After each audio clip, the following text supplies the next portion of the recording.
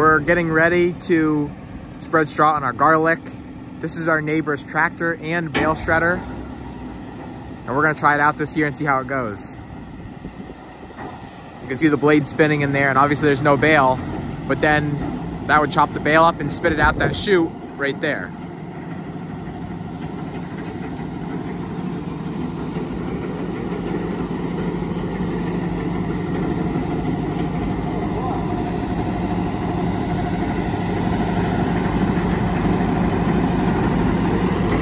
So now he can make that whole yellow tube there spin, which just kind of moves the bale around and pushes it in like it is right there.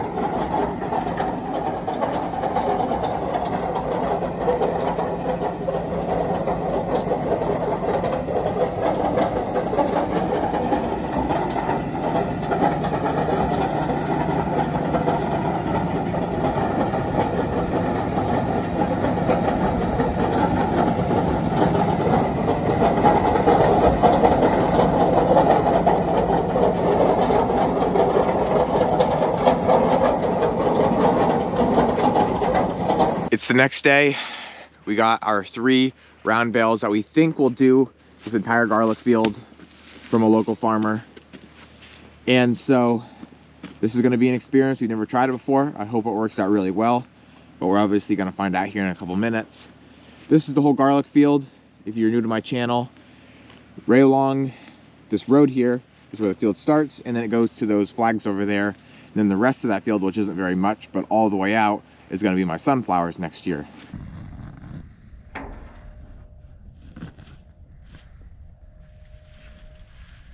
I don't come apart on this too much.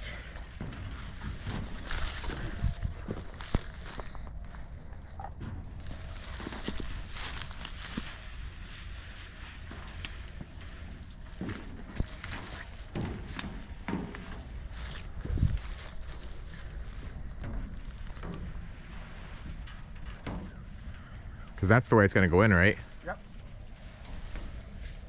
So, we're not exactly getting the net up from under it. I'll figure that out. Very frozen. See a frost in the ground. I thought I seen, yeah.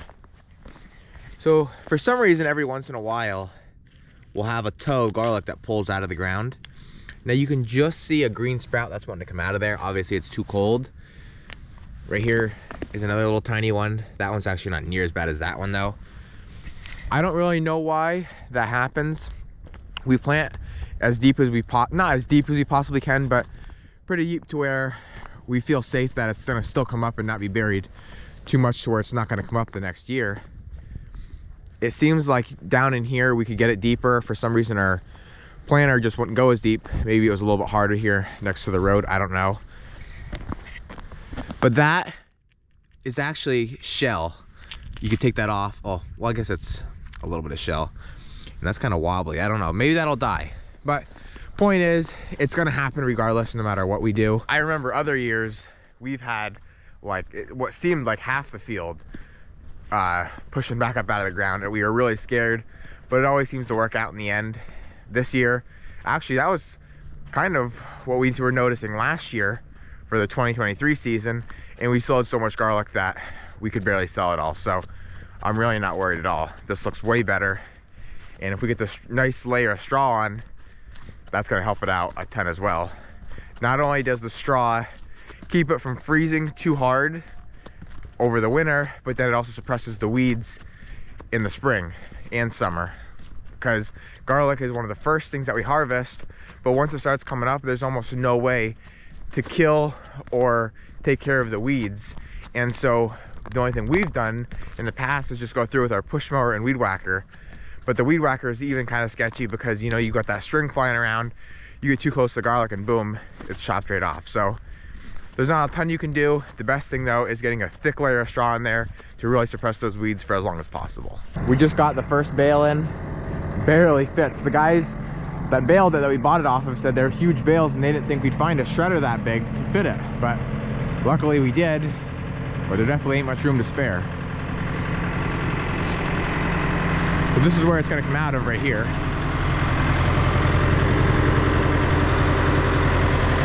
He's gonna go down to the end and turn around and then come back up this way. In one of these big round bales, they said there's like 25 to 30 smaller square bales like we actually bale in our own barn, or for our own barn.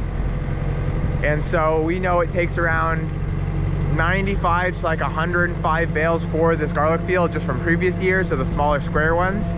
So we're hoping that with 3 bales, 3 of the big round bales, we can just about get this finished up. All right, so he's got the blades running.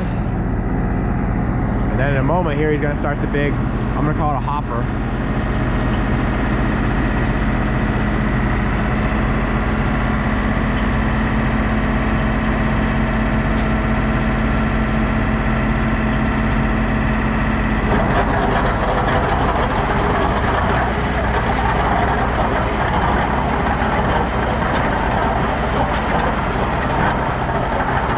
So far, it's actually doing a really nice job.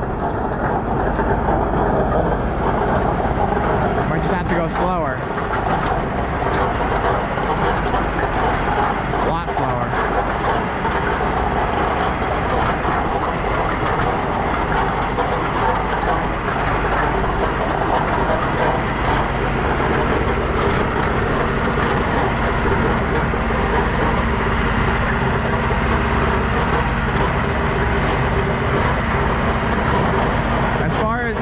Shooting goes, it's actually doing like a perfect job. If we go right where those flags are, that's the end of the field, and blow this way, it should do just about the whole thing. That's not quite thick enough, but we're really not in a hurry, so he can go as slow as he needs to, just as long as we're not using up too much of the bale, hopefully. So it's not quite getting half the field. I'm not quite sure what we're gonna do about that. We're kind of just gonna go along the other side then and just see how far it blows. Maybe we'll have to go back up the middle with a couple straw bales and shake it on, but we'll see what happens when we get there. As far as how it's doing where it's actually putting the straw on, it's doing a good job. It's just grinding it up kind of fine, and so then obviously it doesn't put it on as thick. So it just seems like we never can find the perfect shredder. All of these shredders are made for kind of like doing lawns or kind of spreading like chaff around a barn to keep, you know, the manure and stuff off of cows. Not really for garlic or strawberries where it keeps it really nice and coarse. That way you're not going through as much of a bale quite as fast. But just looking at how far he's went and how much that bale is left, we're gonna need at least 4 bales for this field, maybe 5, but I gotta talk to Dad when he gets out of the tractor and see what he wants to do.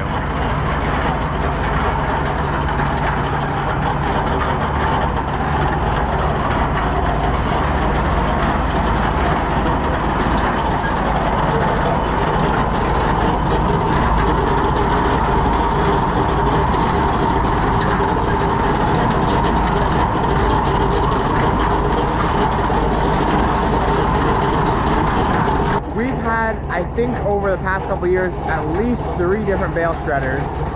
We've had this one that obviously we're using now, and we've had 2 other different kinds of the small square balers. One we didn't like at all, really blew it hard, was really made for doing lawns and shooting out real far. The other one, I think it was called like Val Metal or something of that sort. It was orange. That one has worked the best, and even that one kind of blows a little bit hard. But we kind of made like a cardboard, like, I don't know what you want to call it, type of chute coming out the back of it. That way we could kind of direct it and put it right on the rows for the strawberries. That's what we found to work the best, but still wasn't perfect.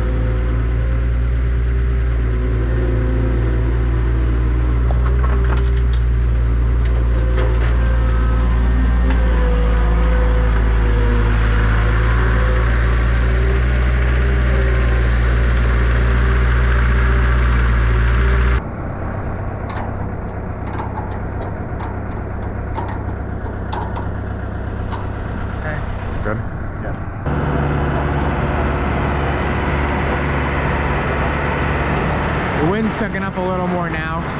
You can see how he's blowing there and it's coming all the way over here.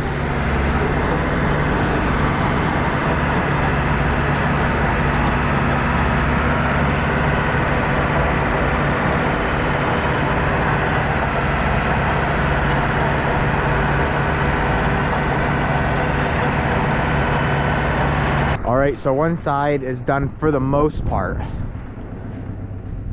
We'd like to get 2 more bales because, well, I'd like to get 2 more bales. I actually didn't ask Dad about it yet, but we need at least 2 to go down that side, which we have 1. That's our last one. We just put in the tractor there. And then I'd like 1 more or 2 more to finish that other half of that side, and then to go around the whole perimeter again and get real close here, because as you can see, it's blowing more out and putting it on the center. This is exactly what we want to see really right here. Like 3-4 inches, nice solid straw. Then out here, obviously you can see dirt.